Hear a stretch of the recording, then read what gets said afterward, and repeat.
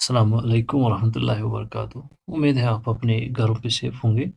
Students, आज हम text passages करेंगे। पहले हम इजी लेवल पैसेजेस करेंगे, फिर बाद में कॉम्प्लेक्स लेवल तक बढ़ते जाएंगे। क्योंकि स्टूडेंट्स जब ये line read the passage and answer the questions that follows देखते हैं तो वो डर जाते हैं। अब हम क्या करेंगे, जिस तरीके से उनको बड़ा डर सा लग रहा है कि ये पैसेज को कैसे हम कर लेंगे। चलिए हम शुरू करते हैं और आपको डरने की कोई ज़रूरत नहीं है। पैसेजेस कर लेते हैं। तो कुछ पैसेजेस पहले हम सिंपल से जाएँगे, सिंपल टू कॉम्प्लेक्स जाएँगे। धीरे-धीरे आपको ट्रेन किया जाएगा। आपको ट्रेन करते हैं तो बाद में आपको पैसेजेस करने का कोई ऐसा बड़ा ईज़ी लगेगा ये पैसेज करना। तो पहले पैसेज हमें दी गई है, ये पैसेज 1 है। द पोर्ट्रेट ऑफ लेडी से ली गई पैसेज है टेक्स्ट से। तो इसको आप पढ़ लीजिए, 1 मिनट में दे देता हूँ आपको। आप ये पैसेज पढ़ लीजिए, तब तक मैं भी इसको पढ़ लेता हूँ। फिर हम कुछ क्वेश्चंस इसके जो लिखे हैं मैंने, वो हम कर लेंगे बाद में। पहले आप पैसेज पढ़ लीजिए।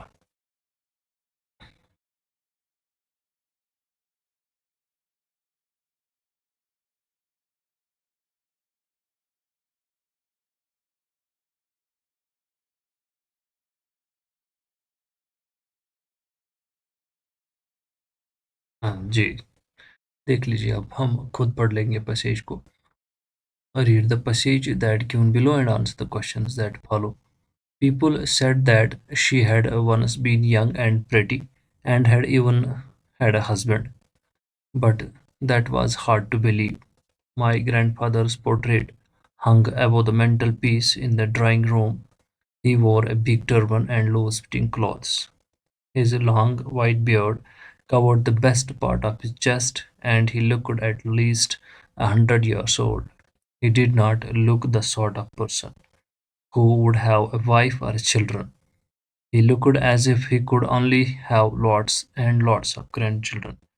तो स्टूडेंट्स, मैं पहले आपको ये रिकमेंड करना चाहूँगा कि आप जो ये लेक्चर देख रहे हो, कम से कम आप इसको नॉर्मल से थोड़ा स्पीड जो है 0.15 पे या 0.075 पे देख लीजिए, ताकि आपको बड़ा इजी लगेगा। तो एक्चुअल में क्या है, जो यहाँ हेडिंग दी गई है कि the question the portrait of lady, तो ये जब पैसेज आती है तो हमें मालूम नहीं होता है किस टेक्स्ट से लिया गया है। तो फिलहाल मैंने आपके लिए ये रखा है कि ये तो इससे आपको याद आएगा, जो क्लास 11th के स्टूडेंट्स हैं उनको याद आएगा कि कौन सी पैसेज है। तो असल में स्टूडेंट्स ये नहीं होता है, टेक्स्ट का पता नहीं होता है कि कहाँ से आया है।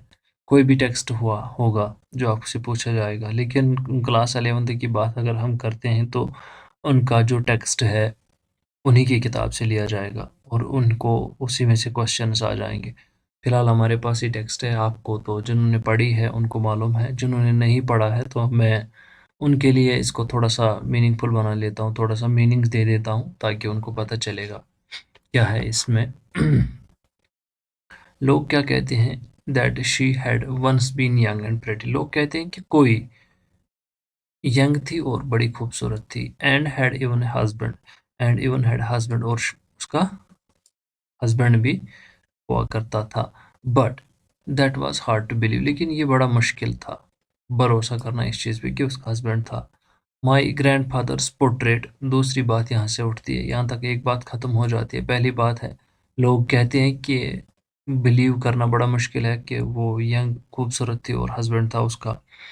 दूसरा पॉइंट यहाँ से स्टार्ट होता है, my grand father's portrait hung above the mental piece. तो मेरे जो ग्रैंड फादर हैं उनकी जो पोर्ट्रेट, पोर्ट्रेट यानी तस्वीर, हंग हंग हो गया लटका, जो कील को जब हम कपड़ा हाँ, टांगते हैं वहाँ पे। अबव द मेंटल पीस आपको पता ही है कि चूल्हा जो है वहीं के ऊपर, चूल्हे के ऊपर से वो उसकी जो पोर्ट्रेट है टंगी हुई है। इन द ड्राइंग रूम, कहाँ पे, ड्राइंग रूम में।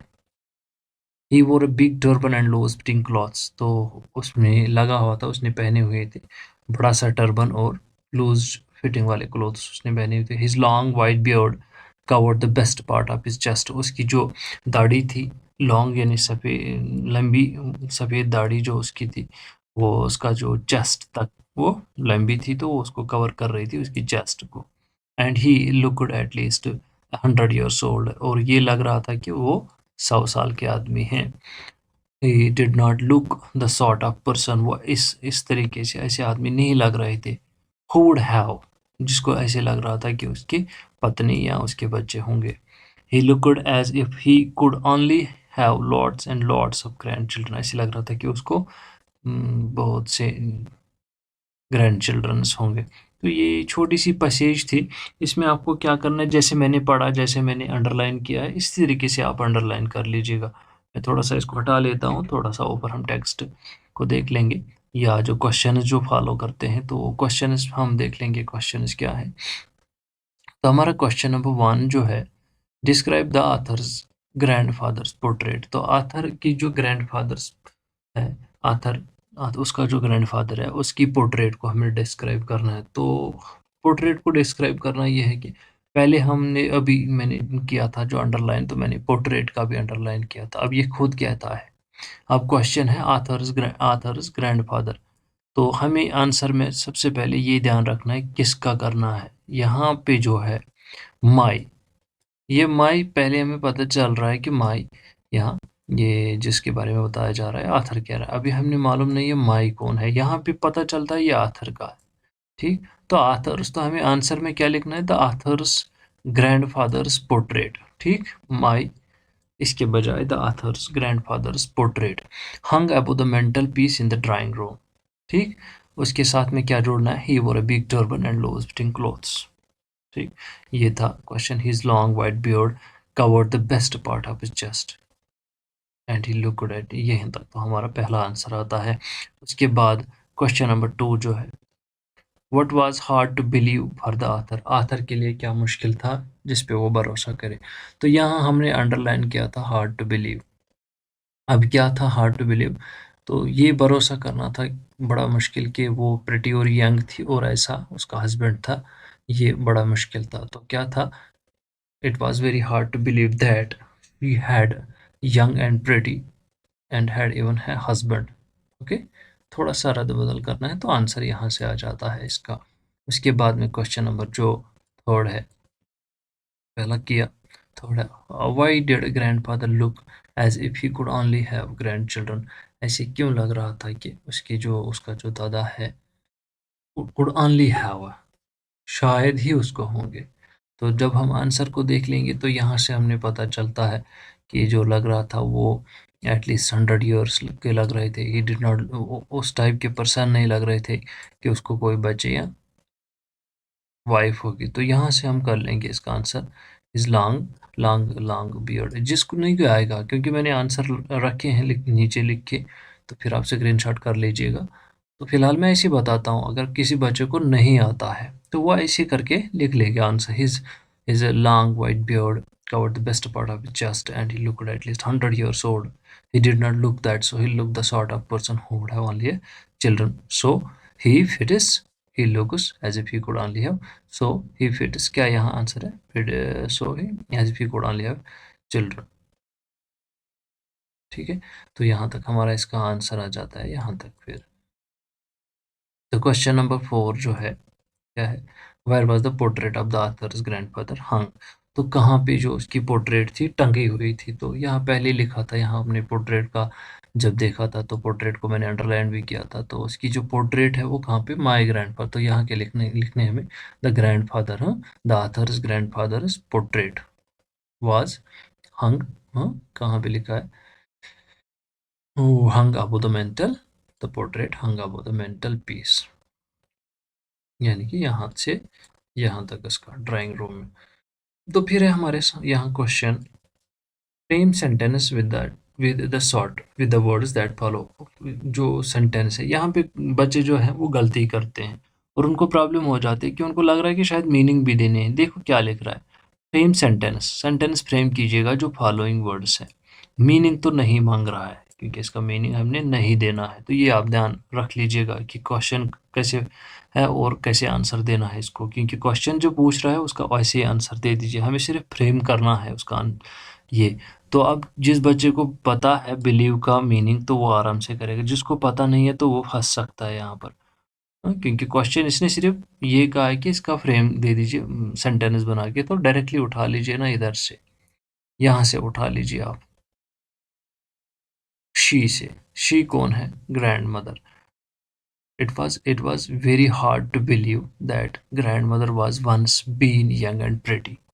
अगर ये भी नहीं आएगा तो बड़ा इजी है, यहीं से उठा लीजिए। People said that the grand mother had once been young and pretty, क्योंकि प्रोनाउन डला हुआ है यहाँ पर शी, इसके बजाय में आप डायरेक्टली नाउन डाल दीजिए।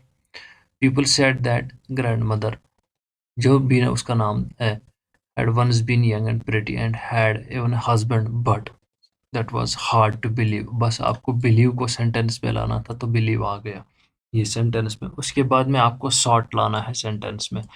सॉर्ट कहाँ पे हमने देखा था? सॉर्ट हमने यहाँ पे क्या किया था? अंडरलाइन किया था। तो ये हमारा सॉर्ट है वर्ड। अब किसी बच्चे को मालूम नहीं है कि सॉर्ट की मीनिंग क्या है। सॉर्ट मीन्स कि इस तरीके का आदमी या ऐसा शख्स जिसे आप धोखा नहीं दे सकते, यानी कि चालाक शख्स। बहुत सारे मीनिंग्स निकलते हैं, तो आप मान के चलते हैं किसी बच्चे को इसकी मीनिंग मालूम नहीं है, तो क्या करना है? इसने कहा कि सिर्फ सेंटेंस बना के दे दीजिए, तो उठा लो ना फिर इधर से ही। He did not look the sort of person who would have a wife or children। अब मसला बनता है ये ही यहाँ पे जो प्रोनाउन डला हुआ है, तो सिर्फ इसको रिप्लेस कर दो किसी नाम से। कोई भी नाम आप लिख लीजिए, अपना लिखो, किसी का भी लिखो, जिसका भी आपको लिखना है ना, बस यहाँ आप प्रोनाउन के बजाय नाउन डाल दो।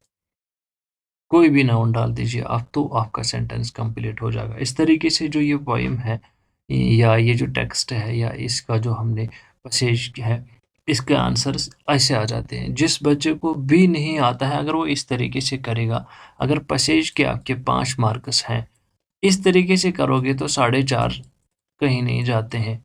4.5 तो आ ही जाएंगे। 4.5 का मतलब जब काउंटिंग हो जाएगी तो 5 मार्क्स आते हैं। चलो मान के चलते हैं तो 4 तो आ ही जाएंगे जिसको नहीं आता है। अब जिसको आता है वो ज़रा ध्यान रखिए, क्योंकि ऐसे ही करना है। अब जिसको आता है वो थोड़े से तरीके से क्या है, इन्हीं आंसर्स को, ये जो हमने लिखा, ये जो हमने कॉपी किया, इसी को थोड़ा अपने तरीके से लिखिएगा। देखिए हमारे यहाँ क्वेश्चन, पहला क्वेश्चन क्या है? Describe the author's grandfathers portrait. तो इसका आंसर देखिए मैंने क्या लिखा है, हमारे पास आंसर है ऑथर्स, ये इसका आंसर है। अभी थोड़ा वेट कीजिए, फिर मैं रख लेता हूँ क्वेश्चंस और आंसर्स एक जैसे, तो फिर आप स्क्रीनशॉट ले लेना। Author's grandfather wore a big turban and loose fitting clothes. तो कहाँ पे लिखा था? वो क्या कर रहा था? क्योंकि वो जो बिग टर्बन था वो ये था। हाँ, ये आ गया एक सेंटेंस। ठीक, यहाँ दूसरा क्या जुड़ा हुआ है इसके? He had a long white beard covering most part of his chest. His long beard, his के बजाय क्या रखा है इसने? ही रखा है, और थोड़ा सा खुद की पास्ट कर दिया है, इसको हैड डाल दिया है। He had a long white beard covered the best part of his chest. तो यहीं तक मैंने भी दिखाया था, यहीं तक यहाँ पर आंसर आता है। इसके बाद क्वेश्चन नंबर 2 का आंसर क्या है? क्वेश्चन नंबर 2 जो है, question number 2,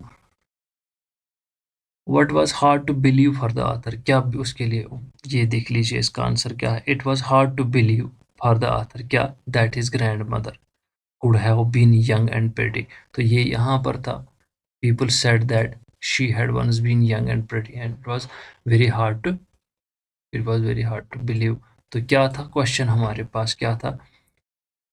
What was hard to believe for the author, for the author। तो author के लिए क्या बिलीव करना था? तो the for the author, हाँ, it was very hard to believe for the author that her grandmother was once been pretty and whatever you do, but तीनों तरीके से, जैसे मैंने पहले बता दिया वैसे भी आंसर सही है, अभी भी आंसर सही है, तो ये जो मैंने लिखा है ये भी आंसर सही है। तो ये क्वेश्चन नंबर 2 हो गया। इसके बाद क्वेश्चन नंबर 3 जो है, 3 का देख लेंगे। क्वेश्चन 3 हमारे पास, ग्रैंडफादर का जो लुक था एज इफ क्या है, could only have grand children. तो इसका आंसर क्या है? Grandfather of the author had a long white beard that covered the best part of his chest।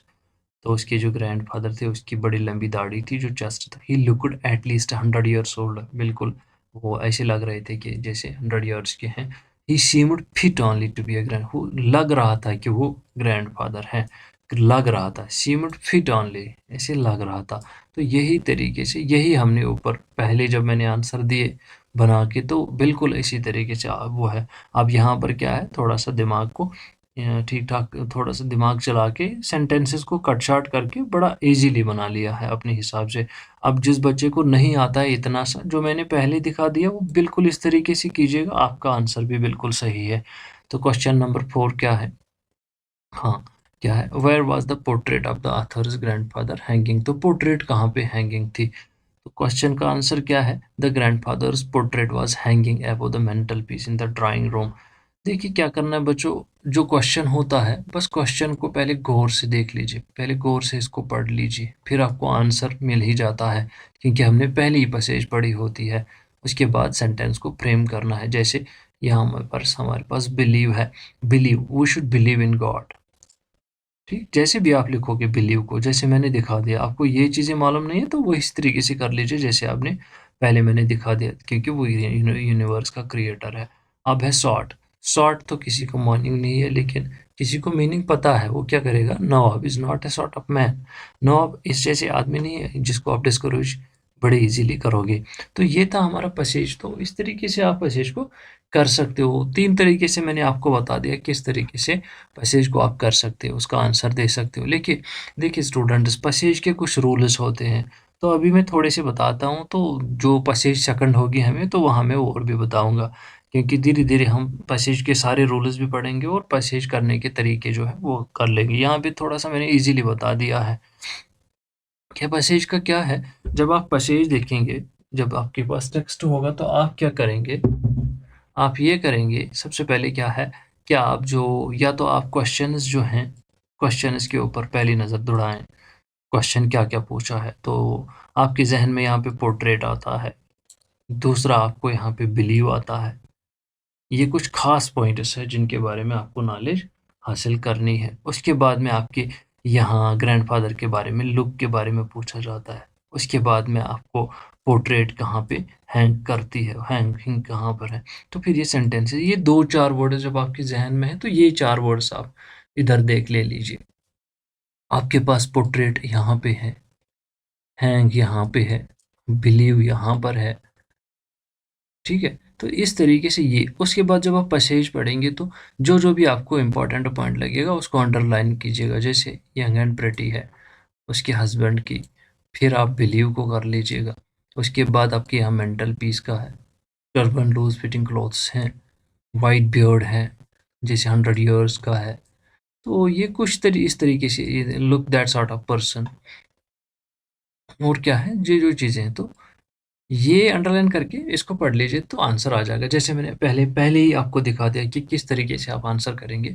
तो बिल्कुल जब लाइन्स पढ़ें, क्योंकि पैसेज का रूल यही है कि आप पैसेज को कम से कम 3 बार पढ़ लीजिए। मुझे मालूम है वहाँ जब हम पैसेज पढ़ते हैं तो एक तो बड़ी पैसेज होती है, 3 बार पढ़ने का मतलब है आधा पेपर वेस्ट। 3 बार पढ़ोगे पैसेज को तो इसका मतलब आधा पेपर का टाइम खत्म। अब उतना टाइम नहीं होता है, तो कुछ लोग क्या करते हैं, पहले पैसेज पढ़ी, क्वेश्चन देखा, क्वेश्चन के रेलेवेंट जो भी लाइन दिखी वो आंसर में डाल दी तो हो गया।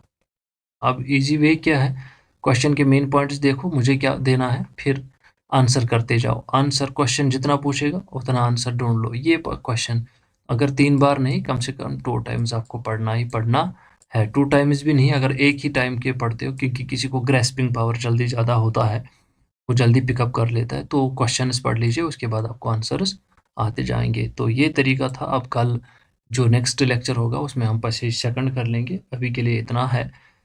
इसके आंसर्स खैर ठीक लीजिए। तो अब आप ये जो पैसेज है, ठीक है, इसके जो क्वेश्चन है बड़े इंपॉर्टेंट है, तो ये आप इसका स्क्रीनशॉट ले सकते हो। यहाँ तक के लिए थैंक यू। तो ये आप अपने तरीके से फिर से देख लीजिए। फिर से मैं रिकमेंड करता हूँ कि आप इसको थोड़ा-सा स्पीड में देख लीजिएगा, यानी कि 1.5 में आप इसको देख लीजिएगा, ताकि आपको बड़ी ईज़िली ये ग्रैस्प हो जाएगा। So thank you very much. God bless you.